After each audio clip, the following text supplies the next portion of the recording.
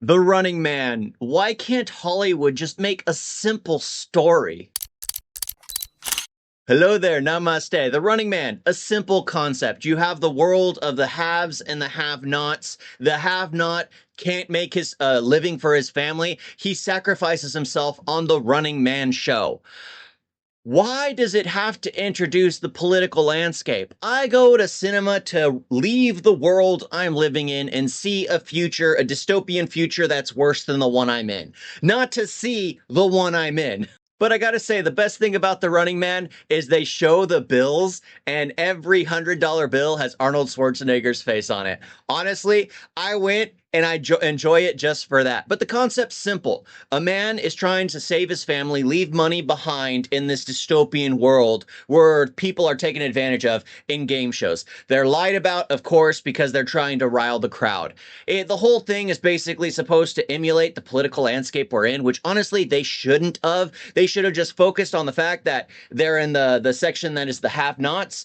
He's basically joining the Running Man to leave something behind for his wife and his child. And that's basically it. Where he's killing off the officers, he's killing off the hunters, just doing whatever he can for his family.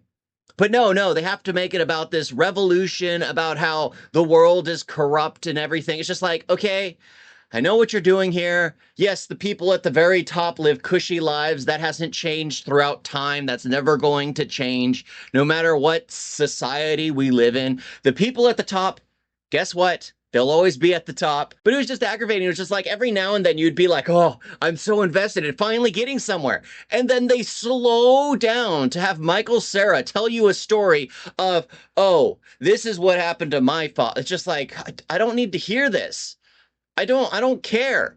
You were making a joke about hot dogs, and that story about hot dogs turned into this. It just no. It just give us an action film. I got dealt with this last weekend with the Predator film. I don't need all this nonsensical emotional crap thrown into my male action franchise. It's not going to be a franchise because it's when you have a male franchise and you put too much emotion into it, guess what? It's not going to be a male franchise for much longer. Like there are parts about it which I enjoy. I enjoyed some of the running bits. I enjoyed the fact that he's not the best at everything. He just kind of stumbles into situations where he's lucky. I mean, and it makes sense that the fact that they pick and choose who's going to be the lead star each season. Of course they do. They do that with reality TV right now. You think any of that is real? It's all staged. But in the end, I was just walking out like there were bits and pieces which I enjoyed. Arnold Schwarzenegger on the $100 bill, awesome. The fact that he's running for his life because it's staged and the people can make money by turning him in, awesome. The fact that it's a dystopian future where the people in charge, of course, manipulate the media as to what everyone believes, of course, awesome. It just, again, when it tried to reference things that are going on now, it just was like, ugh, okay, no. It makes me want to be illiterate to the world with what we're in so I can at least enjoy something for once. But in the end, it's going to fall down as one of those, I would have rather gone and rewatched The Running Man with Arnold Schwarzenegger.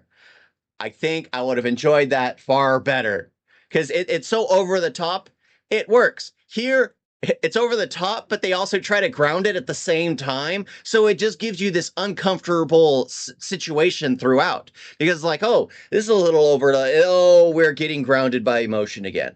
Oh, it's getting over. Oh, we're getting grounded because she's sitting in this car with this elitist woman who believes everything is fake, but she's the right one because, but then she feels it's just like, what the heck? What the heck? Quit trying to ground us. Just keep escalating. Just keep escalating. Just keep escalating.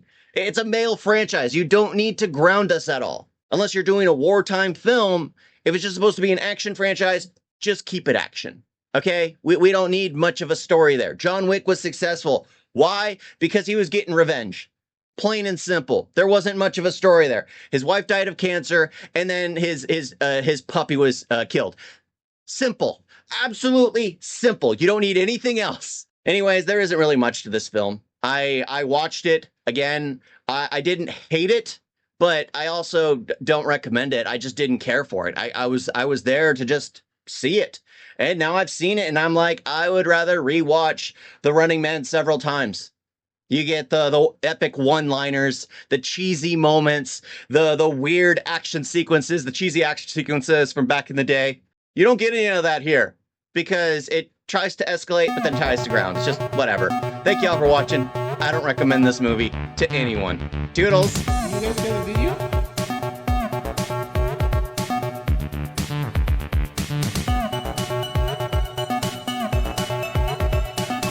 So bad. And don't forget to like and subscribe. Wait, wait like that.